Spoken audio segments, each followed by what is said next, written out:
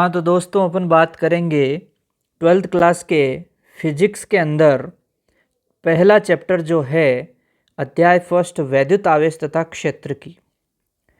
इस चैप्टर के अंदर अपन जानेंगे कि आवेश क्या होता है, विद्युत क्षेत्र क्या होता है और विद्युत क्षेत्र बल रेखाएं क्या होती है, कूलाम नियम क्या होता है, उसके अनुप्रयोग क्या होते हैं, सभी चीज़ें अपन इस चैप्टर के अंदर जानेंगे।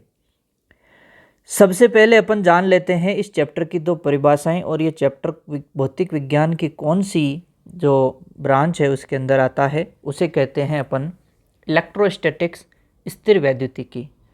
स्थिर वैद्युतिकी की परिभाषा क्या है आपको दिखाई दे रही है कि भौतिक विज्ञान की वह शाखा। स्थिर वैद्युतिकी क्या है? भौतिक विज्ञान की वह शाखा जिसमें स्थिर आवेशों के कारण उत्पन्न प्रभावों का क्या किया जाता है, अध्ययन किया जाता है, स्थिर वैद्युतिकी कहलाती है। क्या कहलाती है? स्थिर वैद्युतिकी कहलाती है। यानी स्थिर वैद्युतिकी क्या है? भौतिक विज्ञान की वह शाखा है जिसके अंदर अपन स्थिर आवेशों के कारण जो उत्पन्न होने वाले प्रभाव हैं उनका अपन क्या करते हैं, अध्ययन करते हैं, स्थिर वैद्युतिकी कहलाती है। जबकि बात करें गतिक वैद्युतिकी की तो गतिक वैद्युतिकी हो जाएगी भौतिक विज्ञान की वह शाखा जिसमें गतिशील आवेशों के कारण उत्पन्न होने वाले प्रभावों का क्या किया जाता है, अध्ययन किया जाता है। वह क्या कहलाएगी आपके गतिक वैद्युतिकी। अब बात आती है दोस्तों कि ये आवेश क्या है, आवेश की परिभाषा क्या होती है। तो आवेश आपको बता देता हूँ कि किसी द्रव्य या पदार्थ का वह गुण होता है जो वैद्युत तथा चुंबकीय क्षेत्र क्या करता है, उत्पन्न करता है, और उस गुण को अपन क्या कहते हैं, आवेश कहते हैं। यानी आवेश किसी द्रव्य पदार्थ का क्या है, गुण है, और कैसा गुण है, वैद्युत और चुंबकीय क्षेत्र उत्पन्न करता है, इस टाइप का क्या हो गया, ये गुण हो गया। ठीक है दोस्तों, तो चुंबकीय क्षेत्र उत्पन्न करता है तथा उस गुण को क्या कहते हैं, आवेश कहते हैं। जैसे यहाँ पर कांच और सिल्क यानी कि रेशम का जो कपड़ा है उसका एक एग्जाम्पल दे रखा है कि जब कांच की छड़ को अपन रेशम के कपड़े से जब रगड़ते हैं तो कांच की छड़ पे तो पॉजिटिव चार्ज आ जाता है और इस सिल्क या रेशम के कपड़े पर नेगेटिव चार्ज आता है। कैसा चार्ज आता है? नेगेटिव चार्ज आता है। आवेश कितने प्रकार के होते हैं? आवेश है दो प्रकार के। कौन कौन से दो प्रकार है? धनात्मक आवेश और ऋणात्मक आवेश। ये धनात्मक और ऋणात्मक जो इसके लिए नाम है आवेश के लिए, वो किसने दिए? वो दिए आपके बेंजामिन फ्रैंकलिन ने। ठीक है जी। नेक्स्ट अपन बात करते हैं कि आवेश का प्रकार निर्धारित करने के लिए प्रयोग। तो दोस्तों यहाँ पर अपन ने 3 प्रयोग ले रखे हैं। इन तीनों प्रयोग के बारे में एक एक करके बात करते हैं। सबसे पहले प्रयोग फर्स्ट की बात करते हैं। इस प्रयोग के अंदर आप देखेंगे तो आपको दिखाई देगा कि एक कांच की छड़ है। उस कांच की छड़ को अपन ने रेशम के कपड़े से रगड़ा और दूसरी तरफ एक और कांच की छड़ ली, उसे भी रेशम के कपड़े से रगड़ा। दोनों के अंदर अपन ये देख रहे हैं कि इस कांच की छड़ को रेशम के कपड़े से रगड़ा, फिर अपन ने नेक्स्ट देखा कि एक छड़ को तो अपन ने क्या कर दिया, लटका दिया। यहाँ पर एक छड़ को तो अपन ने क्या कर दिया, आगे लटका दिया नीचे ला करके, लेकिन जैसे ही दूसरी छड़ इसके पास लेकर के आए तो अपन ने देखा कि ये दोनों एक दूसरे से दूर हटती है, यानी इनके मध्य क्या होता है, प्रतिकर्षण होता है। दूसरे प्रयोग में अपन लेके आए एबोनाइट की छड़ को और बिल्ली की खाल से या बिल्ली की समूर से रगड़ा, और दूसरी एबोनाइट की छड़ को भी बिल्ली की खाल से रगड़ा। पहली एबोनाइट की छड़ को ला करके यहाँ लटका दिया। अब दूसरी एबोनाइट की छड़ को जब इसके पास लेकर के आए तो देखा कि अगेन एक दूसरे से दूर हट रही है। दूर हटने का मतलब इनके बीच में क्या हो रहा है, प्रतिकर्षण हो रहा है। फिर अपन ने तीसरा प्रयोग किया। तीसरे में देखा कि कांच की छड़ ली और उसे रेशम के कपड़े पे रगड़ा, और दूसरी तरफ एबोनाइट की छड़ ली और उसे बिल्ली की खाल से रगड़ा। कांच की छड़ को ला करके लटका दिया, और इस बार जैसे ही अपन एबोनाइट की छड़ इसके पास में लेकर के आए तो अपन ने ये देखा कि ये दोनों क्या होती है, पास पास आती है। ये दोनों क्या होती है, पास पास आती है। और पास पास आने का मतलब क्या है दोस्तों, कि इनके मध्य आकर्षण होता है। इनके मध्य क्या होता है, आकर्षण होता है। अब दोस्तों जब ये चीज़ें अपन ने देखी कि जब अपन सेम को सेम से रगड़ रहे हैं और पास पास ला रहे तो दूर हट रही है, तो कहीं ना कहीं इनके ऊपर जो चार्ज आ रहा है वो एक समान है। और यही सेकंड प्रयोग में देखा कि जब सेम से रगड़ रहे हैं तो चार्ज सेम आ रहा है, लेकिन जब तीसरा प्रयोग किया तो देखा कि उन दोनों के ऊपर चार्ज सेम था, लेकिन कांच की छड़ के ऊपर और एबोनाइट की छड़ के ऊपर चार्ज सेम नहीं, अलग अलग चार्ज है। तभी तो दोनों क्या आई है, पास पास आई है।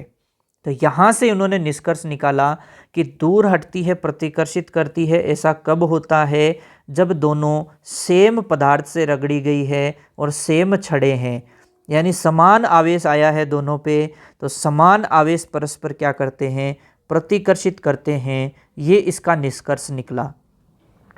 तीसरे का निष्कर्ष क्या निकला कि विपरीत प्रकृति के आवेश परस्पर क्या करते हैं, आकर्षित करते हैं। तो ये इन प्रयोगों का क्या था, निष्कर्ष था। अब अपने को यहाँ एग्जाम के अंदर कोई भी क्वेश्चन पूछा जा सकता है। क्या क्वेश्चन पूछा जा सकता है कि आवेश समान प्रकृति के जो होते हैं वो आकर्षित करते हैं एक दूसरे को, इसके बारे में कोई प्रयोग बताइए। तो ये तीसरा प्रयोग आप करके बता सकते हो। और समान आवेश जो होते हैं वो प्रतिकर्षित करते हैं, विपरीत प्रकृति के जो आवेश हैं वो आकर्षित करते हैं। तो आप प्रयोगों के आधार पर उन्हें बता सकते हैं। फिर बात करते हैं नेक्स्ट कि जब इलेक्ट्रॉन का आधिक्य हो जाता है तब कौन सा चार्ज आता है, तब ऋणात्मक चार्ज आता है। कैसा चार्ज आता है, ऋणात्मक चार्ज आता है। और जब इलेक्ट्रॉन की क्या हो जाती है, कमी हो जाती है, तो धनावेशित चार्ज आ जाता है। कैसे, इसको अपन समझते हैं। मान लीजिए ये कोई एक उदासीन परमाणु है। कैसा है, उदासीन है। उदासीन होने का मतलब आपको क्लियर पता है कि जितने पॉजिटिव चार्ज इसके ऊपर है उतने ही इसके ऊपर नेगेटिव भी है। ठीक है, तो अपन यहाँ से देखेंगे कि अगर इलेक्ट्रॉन के आधिक्य मतलब इससे आकर के अगर कौन जुड़े, अगर इससे आकर के इलेक्ट्रॉन जुड़े तो इसका मतलब इसके ऊपर इलेक्ट्रॉन का आधिक्य होगा। और आपको पता है इलेक्ट्रॉन इसके ऊपर आके जुड़ेगा मतलब इलेक्ट्रॉन अपने साथ नेगेटिव चार्ज लेकर के आएगा। और इलेक्ट्रॉन जब इसके साथ जुड़ेगा तो इसके ऊपर कौन सा चार्ज बढ़ेगा, नेगेटिव। यानी ये कैसा हो जाएगा, ऋणावेशित हो जाएगा इलेक्ट्रॉनों का आधिक्य होने पर। लेकिन एक चीज़ और देखो कि इलेक्ट्रॉन मान लो कि अगर इससे क्या होए, दूर हटे, यानी इलेक्ट्रॉन इससे निकल जाए। इलेक्ट्रॉन इससे निकल जाएगा तो इलेक्ट्रॉन अपने साथ अपना नेगेटिव चार्ज भी लेकर के चला जाएगा। तो इलेक्ट्रॉन अगर निकलेगा तो इस कंडीशन में इस उदासीन परमाणु के ऊपर कैसा चार्ज आएगा, पॉजिटिव चार्ज। यानी इलेक्ट्रॉनों की कमी होने पर धनावेशित हो जाता है। इलेक्ट्रॉनों की कमी होने पर कैसा हो जाता है, धनावेशित हो जाता है। ये बहुत ही महत्वपूर्ण बात है। ठीक है दोस्तों, आगे अपन एक परिभाषा की बात करते हैं। जो परिभाषा किसके बारे में है, चालक या कंडक्टर के बारे में। चालक या कंडक्टर के बारे में बोलें तो क्या कह सकते हैं कि जिन पदार्थों में से विद्युत आवेश, जैसे कि सामान्यतः जो इलेक्ट्रॉन होते हैं, उनका अगर मुक्त प्रवाह हो रहा हो तो वो क्या कहलाते हैं, चालक कहलाते हैं। या यूँ कह सकते हैं अपन कि धारा का प्रवाह अगर आसानी से हो रहा है तो वो चालक या कंडक्टर कहलाते हैं। और आपको पता है कि सभी धातुएं क्या होती है, चालक होती है। जैसे कि तांबा, चांदी, सोना, कुछ भी एग्जाम्पल आप यहाँ एल्यूमिनियम वगैरह लिख सकते हो। दूसरा है परावैद्युत या कुचालक। ऐसे पदार्थ जिनमें से विद्युत आवेश प्रवाहित नहीं होते हैं उन्हें विद्युत रोधी या कुचालक कहते हैं। जैसे कि एग्जाम्पल हो गया आपके प्लास्टिक। यानी ये जो कुचालक या विद्युत रोधी पदार्थ होते हैं ये क्या होते हैं, धारा का प्रवाह अपने अंदर से नहीं होने देंगे। ठीक है, फिर बात करते हैं अपन नेक्स्ट कि एक नोट लगा के विद्युत आवेश के लिए धनात्मक व ऋणात्मक नाम जो है वो बेंजामिन फ्रैंकलिन ने दिए थे। किसने दिए थे, बेंजामिन फ्रैंकलिन ने दिए थे। यानी पॉजिटिव और नेगेटिव चार्ज जो नाम दिए वो किसने दिए, बेंजामिन फ्रैंकलिन ने। आवेशन की जो विधियां हैं उसके बारे में बात करें कि किसी भी वस्तु के ऊपर अगर आवेश लाना है तो वो किन किन विधियों के आधार पर लाया जा सकता है। तो आवेशन की विधियां 3 तरीके की है। एक तो आप 3 विधियां हैं आवेशन की। सबसे पहले आपके घर्षण हो गया, घर्षण के बाद में चालन है, और तीसरी विधि होती है प्रेरण। घर्षण, चालन और प्रेरण। दोस्तों सबसे पहले अपन यहाँ पर बात करेंगे किसके बारे में? घर्षण के बारे में। घर्षण का मतलब आप जानते हो, जैसे कि मैं अपनी हथेलियों को ऐसे रगड़ रहा हूँ। अपनी हथेलियों को ऐसे रगड़ेंगे तो आप देखेंगे कि हथेलियों के बीच में क्या होगा, एक ऊर्जा उत्पन्न होगी। ऊर्जा उत्पन्न होगी, थोड़ी देर बाद हथेलियाँ गर्म होगी। आप हथेलियों को ऐसे रगड़ के अपनी आँखों पर रख के देखिए, गर्मी का एहसास होता है। ठीक है, यानी जब 2 वस्तुओं को आपस में रगड़ा जाता है तो उन वस्तुओं के बीच में क्या होती है, ऊर्जा उत्पन्न होती है, और उस ऊर्जा का वितरण होता है उन दोनों वस्तुओं के बीच में।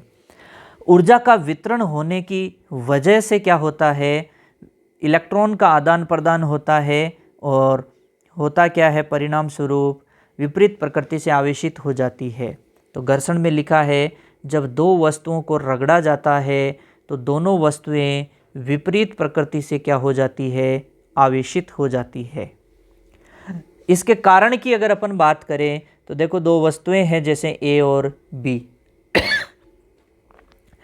तो यहां अपन ने देखा है कि वस्तु ए का कार्यफलन ज्यादा है वस्तु बी की तुलना में। यानी कार्यफलन ज्यादा है। इससे पहले अपने को यह समझना है कि कार्यफलन क्या होता है।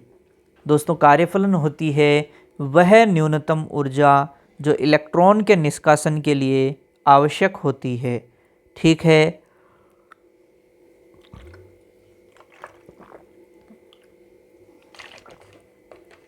किसी भी धातु के पृष्ठ से इलेक्ट्रॉन का जो निष्कासन है, उस निष्कासन के लिए जो आवश्यक न्यूनतम ऊर्जा है वो क्या कहलाती है, कार्यफलन कहलाती है।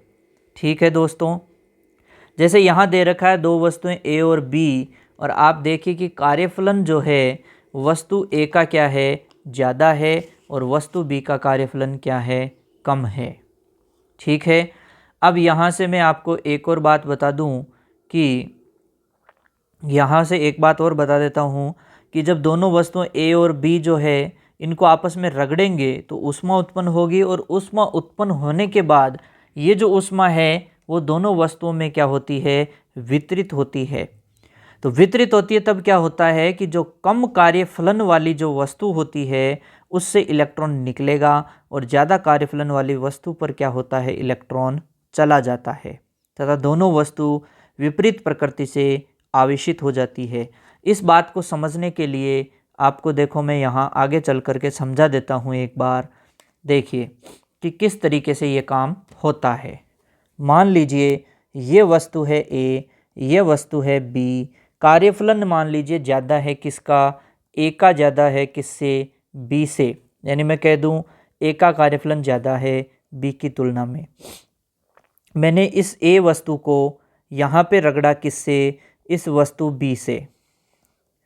दोनों को आपस में जैसे ही रगड़ेंगे तो दोनों के बीच में क्या उत्पन्न होती है, ऊर्जा उत्पन्न होती है यहाँ, और ये ऊर्जा दोनों को ही वितरित होती है। मान लीजिए इसका कार्यफलन है 1 इलेक्ट्रॉन वोल्ट, यानी इस ए को यहाँ से इलेक्ट्रॉन निकालने के लिए 1 इलेक्ट्रॉन वोल्ट इसे क्या चाहिए, ऊर्जा चाहिए। और इस बी को कितनी चाहिए, मान लीजिए इसे चाहिए 0.9 इलेक्ट्रॉन वोल्ट। ठीक है, ये मैंने मेरी मर्जी से मानी है। ठीक है, चलिए फिर आगे मैं ये देखता हूँ कि जब आप देखेंगे कि पहले ऊर्जा उत्पन्न होना शुरू हुई दोनों के बीच में, मानो पहले ऊर्जा उत्पन्न हुई 0.1 इलेक्ट्रॉन वोल्ट, तो मुझे बताओ क्या इससे इलेक्ट्रॉन निकलेगा या इससे निकलेगा, दोनों से ही नहीं निकलेगा। फिर मैं देखूंगा, रगड़ूंगा इनको और रगड़ूंगा तो और ऊर्जा उत्पन्न होगी, और ऊर्जा उत्पन्न होगी। मान लीजिए नई जो ऊर्जा उत्पन्न हुई वो 0.5 इलेक्ट्रॉन वोल्ट। बताओ इससे इलेक्ट्रॉन निकलेगा या इससे, दोनों से ही नहीं निकलेगा। फिर मैंने और रगड़ा देखा, ऊर्जा आ गई 0.8 इलेक्ट्रॉन वोल्ट। अब इससे निकलेगा या इससे, दोनों से ही नहीं निकलेगा अभी भी। और ऊर्जा बढ़ते हुए 0.9 इलेक्ट्रॉन वोल्ट पहुंच गई। अब बताओ इससे निकलेगा या इससे। अब आप कह दोगे सर जी इससे निकलेगा, इससे तो अभी भी नहीं निकलेगा। यानी जिसका कार्यफलन कम है उससे इलेक्ट्रॉन जो है वो पहले निकल गया। कार्यफलन कम बी का था, इससे इलेक्ट्रॉन पहले निकल गया, तो दूसरी वस्तु अब इलेक्ट्रॉन क्या करने का काम करेगी, ग्रहण करने का काम करेगी। और आपको पता बी से इलेक्ट्रॉन निकला मतलब बी में इलेक्ट्रॉनों की कमी, यानी इसके ऊपर कौन सा चार्ज आ जाएगा, पॉजिटिव चार्ज आ जाएगा। और जिसके ऊपर इलेक्ट्रॉन चला गया तो उसके ऊपर इलेक्ट्रॉनों की क्या हो गई जी, अधिकता हो गई। इलेक्ट्रॉनों की अधिकता होने का मतलब क्या हुआ, ये जो ए है इस ए पर इलेक्ट्रॉनों की अधिकता मतलब इसके ऊपर नेगेटिव चार्ज। तो यहाँ से अपन ने ये चीज़ भी समझ ली कि जिसका कार्यफलन ज़्यादा है उस पर चार्ज कैसा आता है, नेगेटिव चार्ज आता है, और जिसका कार्यफलन कम होता है उसके ऊपर चार्ज आता है पॉजिटिव। जिसका कार्यफलन होता है कम उससे इलेक्ट्रॉन निकलता है, और जिसका कार्यफलन ज़्यादा होता है वो इलेक्ट्रॉन को क्या करता है, ग्रहण करता है। ये बात भी आपको थोड़ा ध्यान में रखना है, ठीक है। उम्मीद करता हूँ ये बात आपके समझ में आई होगी, ठीक है। तो यहाँ से अपन इसको वापस अपने उसी जगह पे चलते हैं जहाँ से अपन इस क्वेश्चन को, इस डेरिवेशन को छोड़ के आए थे। चलिए भैया, ये समझ गए, मेरे हिसाब से समझ गए, आपको अच्छा लगा। अगर आप चैनल पे नए हो तो इस चैनल को सब्सक्राइब कर दीजिए। अगर कोई सुझाव हो आपकी तरफ से, कमेंट बॉक्स आपकी तरफ खाली है, आप उसमें अपना कमेंट करके सुझाव भी दे सकते हैं। चलिए, कारण, क्या कारण था कि दो वस्तुओं ए और बी को परस्पर रगड़ा जाता है तो ऊष्मा उत्पन्न होती है, और यह उत्पन्न ऊष्मा दोनों वस्तुओं को वितरित होती है। तो कम कार्यफलन वाली वस्तु बी से इलेक्ट्रॉन निकल करके ज़्यादा कार्यफलन वाली वस्तु ए पर चला जाता है। ये बात पता चल ही गई आपको, किस पे चला जाता है, ए पर चला जाता है। और तथा दोनों वस्तु विपरीत प्रकृति से क्या होती है, आवेशित हो जाती है। कम कार्यफलन वाली वस्तु कैसे आवेशित हुई, धनावेशित, जबकि अधिक कार्यफलन वाली वस्तु पर कौन सा आया, ऋणावेशित, यानी कि नेगेटिव चार्ज आ गया। इम्पोर्टेंट बात क्या है यहाँ पर कि घर्षण द्वारा आवेशन से दोनों वस्तुओं पर विपरीत प्रकृति का लेकिन समान मात्रा में आवेश आता है। और कांच की छड़ का रेशम के कपड़े से घर्षण, एबोनाइट की छड़ का बिल्ली की खाल से घर्षण, ये कुछ इसके एग्जाम्पल हो गए। दूसरा अपन ने वहाँ 3 चीज पढ़ी थी, घर्षण द्वारा, चालन द्वारा, प्रेरण द्वारा। घर्षण हो गया, अब पढ़ेंगे चालन। चालन क्या है, एक आवेशित वस्तु तथा उदासीन वस्तु को परस्पर संपर्क में लाने पर उनके मध्य विभवांतर के कारण आवेश प्रवाहित होता है, तथा उदासीन वस्तु क्या होती है, आवेशित हो जाती है। वस्तुओं के मध्य आवेश प्रवाह तब तक होता है जब तक कि दोनों वस्तुओं के विभव समान नहीं हो जाए। यानी कि चालन में तब तक आवेश प्रवाह होता है जब तक कि दोनों वस्तुओं के विभव क्या नहीं हो जाए, समान नहीं हो जाए, क्योंकि विभव के अंतर के कारण ही तो आवेशों का प्रवाह होता है। चालन द्वारा आवेशन में वस्तुओं पर समान प्रकृति का आवेश आता है। कैसी प्रकृति का आवेश आता है, समान प्रकृति का आवेश आता है। जैसे यहाँ अपन ने एक एग्जाम्पल लिया है कि एक आवेशित वस्तु है और दूसरी तरफ उदासीन वस्तु है। चालन से पहले अगर दोनों को देखें तो उदासीन वस्तु के पास कोई चार्ज नहीं है, लेकिन आवेशित वस्तु के पास आपको दिखाई दे रहा है कि आवेश है, चार्ज है उसके पास।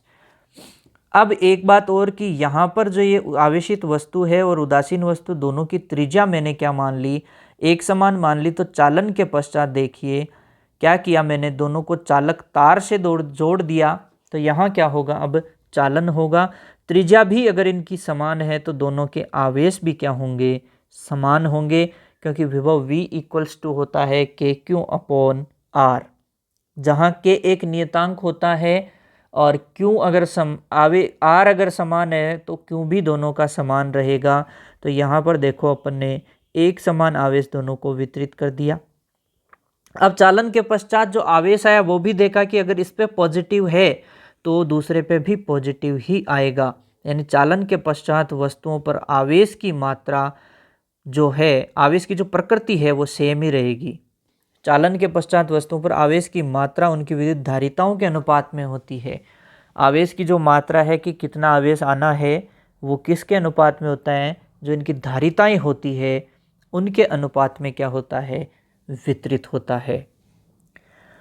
फिर नेक्स्ट बात करें, यदि वस्तुएं कैसी हो, गोलाकार हो, तो चालन के पश्चात वस्तुओं पर आवेश की मात्रा जो है वो उनकी त्रिज्याओं के अनुपात में होती है। ठीक है, दोनों ही इम्पोर्टेंट है। अब अपन तीसरे टॉपिक की बात करते हैं प्रेरण की, कि प्रेरण क्या है। एक आवेशित वस्तु को उदासीन वस्तु के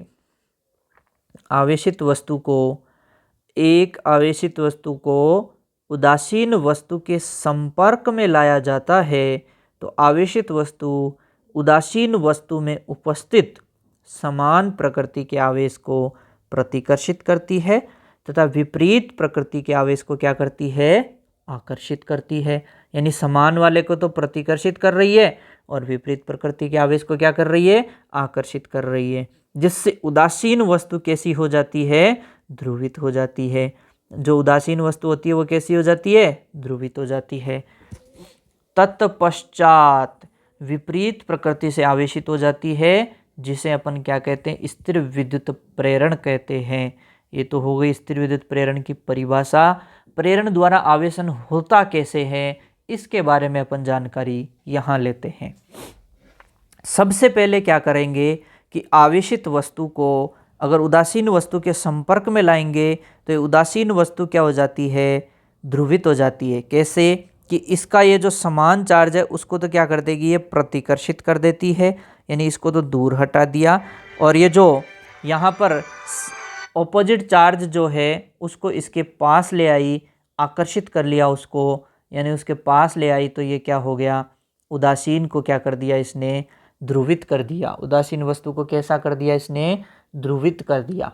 ठीक है, अब नेक्स्ट बात करें तो प्रेरित वस्तु का प्रेरक वस्तु से जो दूरस्थ भाग है उसको भूसंपर्कित किया, यानी दूरस्थ वाले भाग को क्या कर देंगे, अब भूसंपर्कित कर देंगे, जो कि आपको इधर दिख रहा है, भूसंपर्कित कर दिया जाता है, जिससे इस भाग का आवेश गायब हो जाता है। आवेश गायब कैसे होगा कि पृथ्वी से इलेक्ट्रॉन आएंगे और इसको क्या कर देंगे, इस धनावेश को न्यूट्रलाइज कर देंगे, उदासीन कर देंगे। लेकिन प्रेरित वस्तु के समीपस्थ भाग का आवेश प्रेरक वस्तु के आकर्षण प्रभाव में बना रहता है।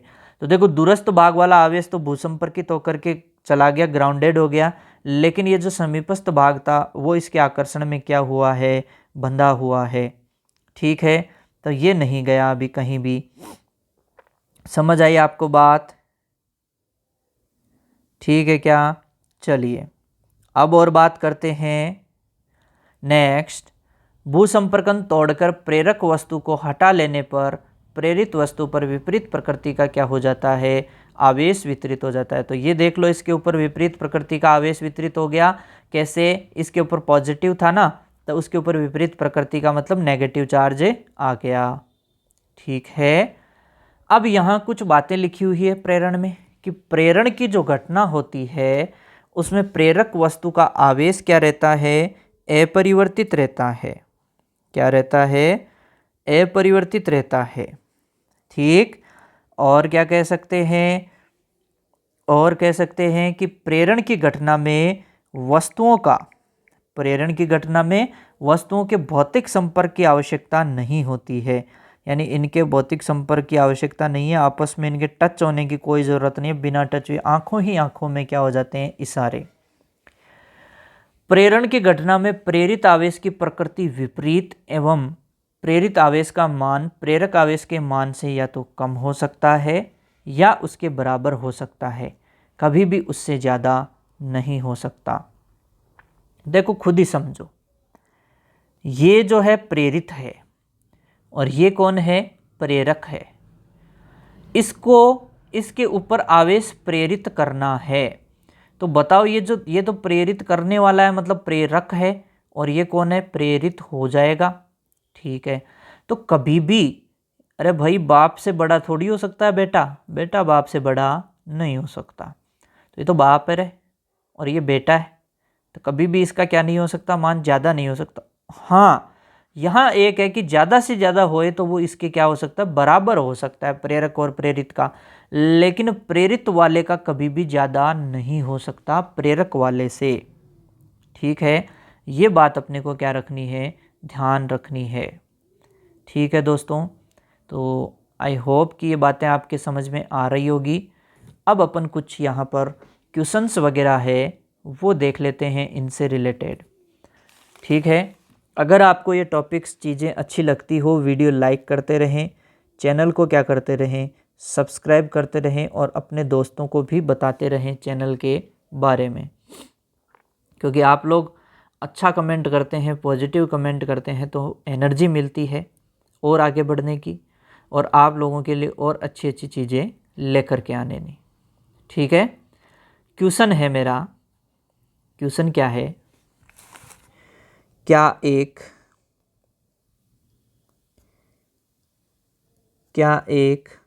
आवेशित वस्तु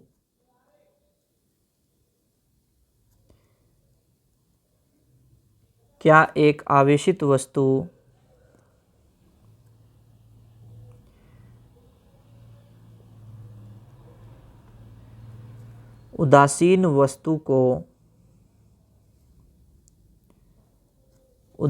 वस्तु को आकर्षित कर सकती है? क्या एक आवेशित वस्तु उदासीन वस्तु को आकर्षित कर सकती है? ये है अपना क्वेश्चन। ठीक है, तो इस क्वेश्चन का आंसर देखिए, बड़ा प्यारा आंसर है। क्या है, देखो, ये मान लीजिए एक कोई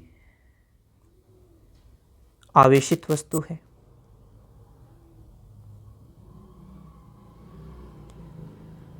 कैसी वस्तु है, कोई आवेशित वस्तु है और इधर दूसरी तरफ कोई उदासीन वस्तु है। जैसे कि मान लेता हूं ये कोई उदासीन वस्तु है।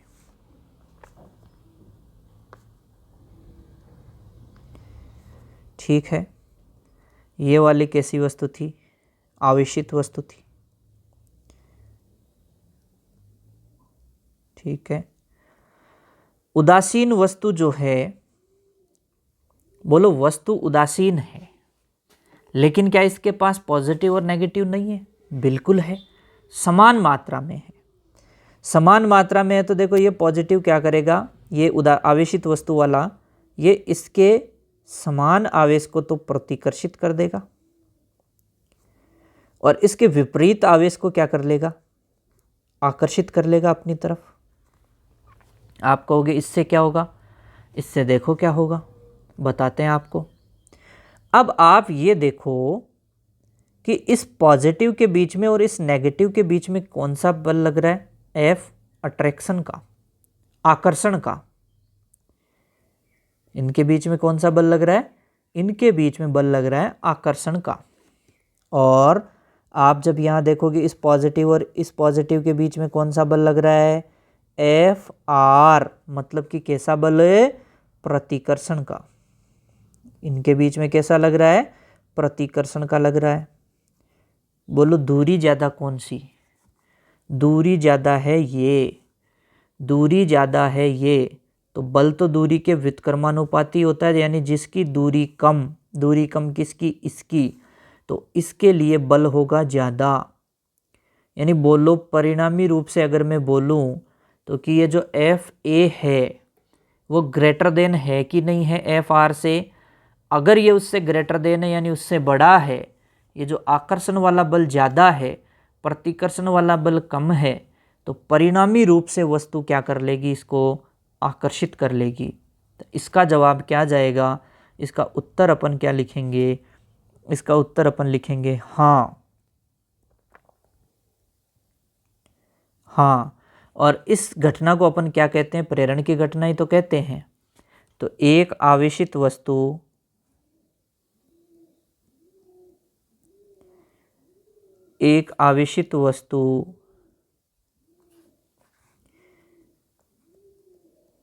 प्रेरण द्वारा उदासीन वस्तु को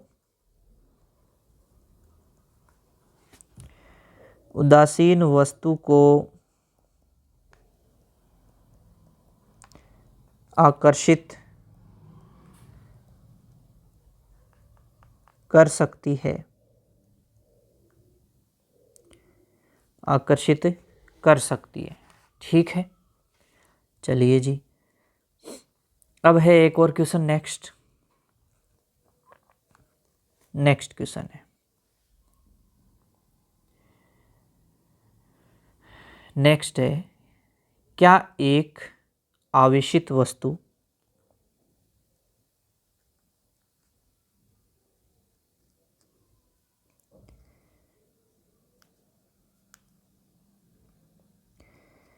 क्या एक आवेशित वस्तु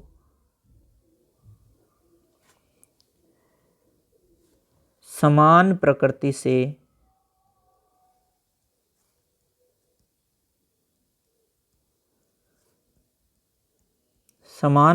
से आवेशित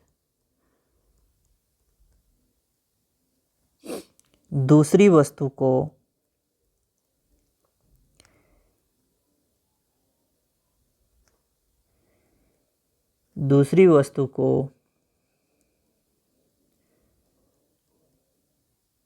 आकर्षित कर सकती है?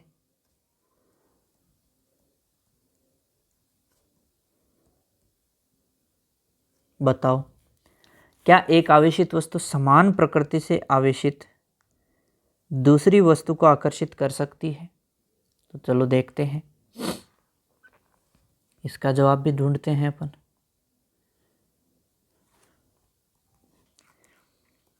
वही वापस अपना, ये एक आवेशित वस्तु है, ये तो भैया कैसी वस्तु है, ये आवेशित वस्तु है।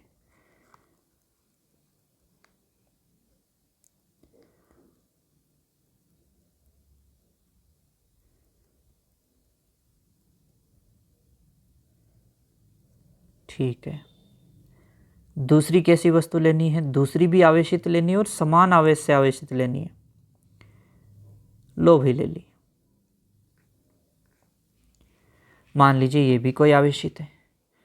अब मुझे इतना बात बताओ, ये आवेशित है तो क्या इसके पास इतने ही आवेश है? नहीं, इसके पास तो और आवेश है।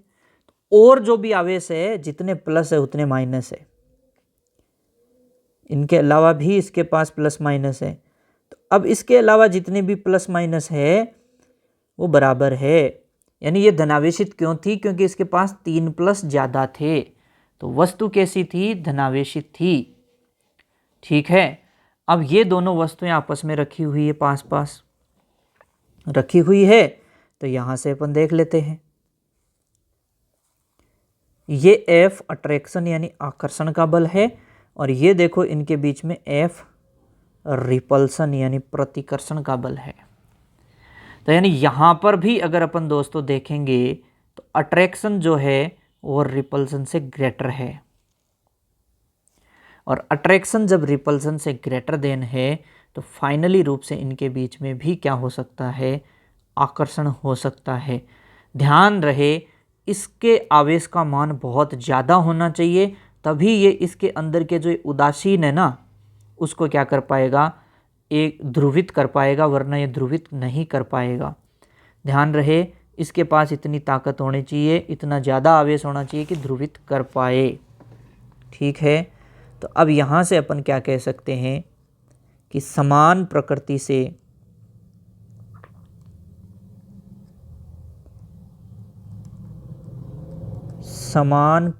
से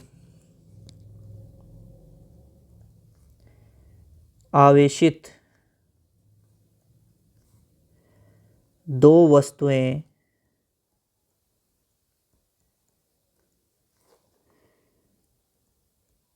दो वस्तुओं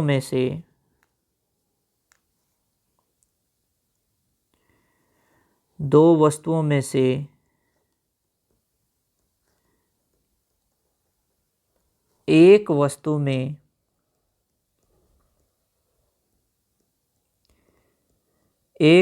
में आवेश का मान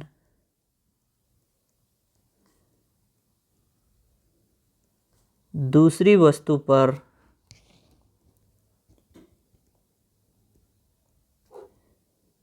आवेश के मान से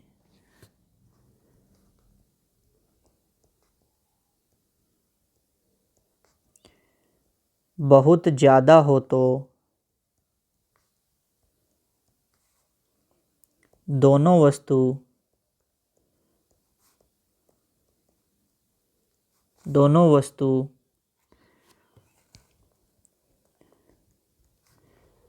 के मध्य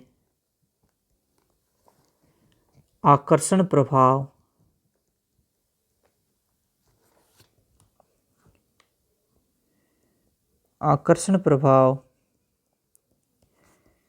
पैदा हो सकता है।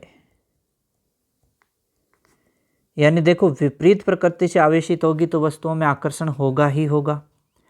एक आवेशित और एक उदासीन है तो भी अपन ने आकर्षण बता दिया। दोनों समान आवेश से आवेशित वस्तुएं तो भी अपन ने आकर्षण बता दिया। मतलब आकर्षण तो हर कंडीशन में हो रहा है, तो कुछ तो लोचा रहेगा। तो विद्युतीकरण का जो सही परीक्षण है वो आकर्षण नहीं होकर के कौन होगा? प्रतिकर्षण। तो एक लाइन अपन लिख सकते हैं, बहुत इंपॉर्टेंट लाइन है, कि विद्युतीकरण का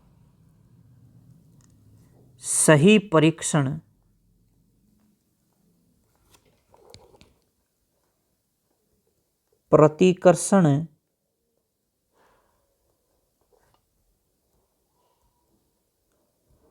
प्रतिकर्षण प्रभाव है।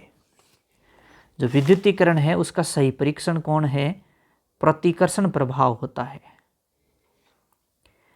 अब अपन ने एक बात और करी थी कि जो चालन होता है कि उसमें आवेश ऐसे बढ़ता है, आवेश आधा आधा जाता है, जब तक जाता है जब तक दोनों के विभव समान नहीं हो जाते, है ना। यानी पूरा का पूरा आवेश तो जाएगा ही नहीं। लेकिन मेरा क्वेश्चन है आपसे,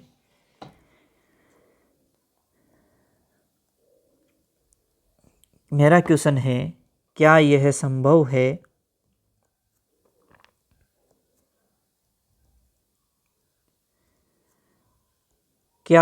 संभव है कि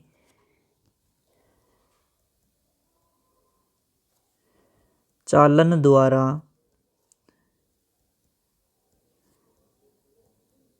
एक आवेशित वस्तु का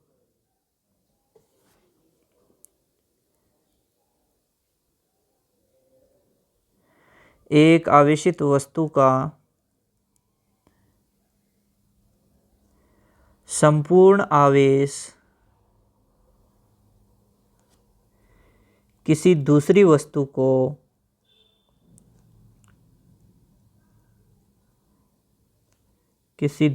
वस्तु को स्थानांतरित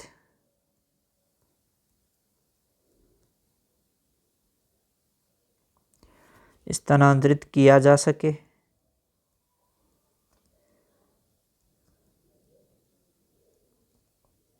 ठीक है साहब, देखिए ध्यान से देखिएगा क्या है। क्या यह संभव है कि चालन द्वारा एक आवेशित वस्तु का संपूर्ण आवेश किसी दूसरी वस्तु को स्थानांतरित किया जा सके? तो क्या ऐसा संभव है? चलो देखते हैं ऐसा संभव है या नहीं। जैसे कि देखिए ये है, ठीक है, और इसके अंदर अगर अपन बात करें कि ये चालक वस्तु है, अपने को ये तो पता है चालक वस्तु का संपूर्ण आवेश उसकी बाह्य सतह पर वितरित होता है ना। एक ये चालक कोष है और इस चालक कोष के अंदर अगर मैं एक आवेशित वस्तु को रख दूं, जैसे कि मैंने ये आवेशित वस्तु है, इसके ऊपर चार्ज है Q, इसको मैंने एक चालक कोष के अंदर रख दिया, तो इसका नाम तो मैं दे देता हूं चालक कोष। चालक कोष अंदर जो रखी हुई है वो कौन है? आवेशित वस्तु। अंदर क्या है? आवेशित वस्तु। और दोस्तों अगर अपन इन दोनों को जोड़ देंगे एक चालक तार की सहायता से, किसकी सहायता से? चालक तार की सहायता से जोड़ देंगे। चालक तार की सहायता से जोड़ देंगे तो अपन ये देखेंगे कि चालक तार की सहायता से जोड़ने के बाद यहां पर क्या होता है। नेक्स्ट अगर अपन डायग्राम देखने जाएं तो अपने पास क्या कंडीशन बनेगी कि अपन ये जानते हैं कि चालक का जो आवेश होता है वो पूरी उसकी बाह्य सतह पर वितरित होता है। बिल्कुल सही बात है। तो इसकी बाह्य सतह देखते हैं कि कैसे बनेगी इसकी। चलो देखते हैं। ये जो है इसकी बाह्य सतह मतलब Q बराबर क्या हो गई? 0। ये चालक के अंदर, क्योंकि पूरा का पूरा आवेश बाह्य सतह पर चला गया, मतलब जो Q डैश है वो Q जो अंदर था ना Q, ये Q पूरा का पूरा कहाँ चला गया? इसके बाह्य सतह पर आ गया। जो अंदर यहाँ से Q था वो पूरा का पूरा कहाँ आ गया? चालक तार। तो ये हो गया चालन के पश्चात, क्योंकि देखो अंदर था चालक जिसके ऊपर आवेश था Q, बाहर था चालक कोष और इनको जोड़ दिया चालक तार से, तो पूरी संरचना बन गई चालक। और चालक के लिए एक खास बात होती है कि पूरा का पूरा आवेश उसकी बाह्य सतह पर वितरित रहता है, इसलिए यहाँ से क्या हो गया कि पूरा आवेश बाह्य सतह पर आ गया। ठीक है, तो अपन कह सकते हैं इसके आंसर में हाँ ऐसा संभव है। हाँ ऐसा संभव है। हाँ ऐसा संभव है। ठीक है, अब इसके अंदर क्या क्या हो सकता है, क्या संभव है, वो अपन लिखते हैं। ठीक है, चालक वस्तु को दिया गया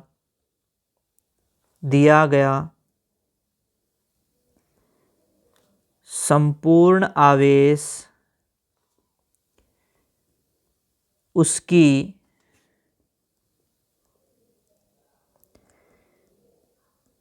बाह्य सतह पर वितरित होता है। उसकी बाह्य सतह पर वितरित होता है। इस कारण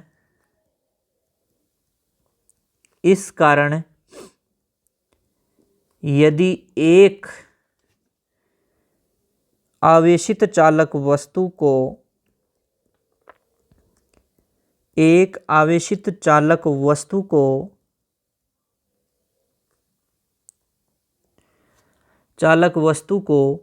चालक कोष के अंदर रखकर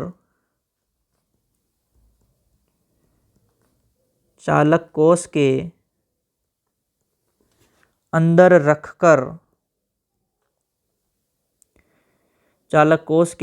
रखकर चालक तार द्वारा जोड़ दिया जाए तो चालक तार द्वारा जोड़ दिया जाए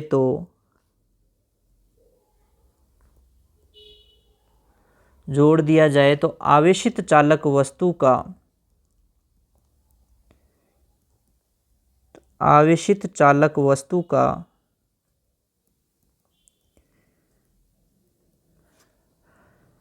संपूर्ण आवेश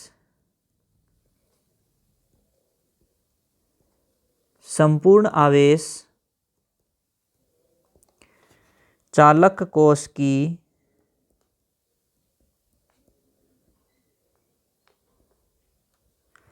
बाह्य सतह पर स्थानांतरित हो जाता है।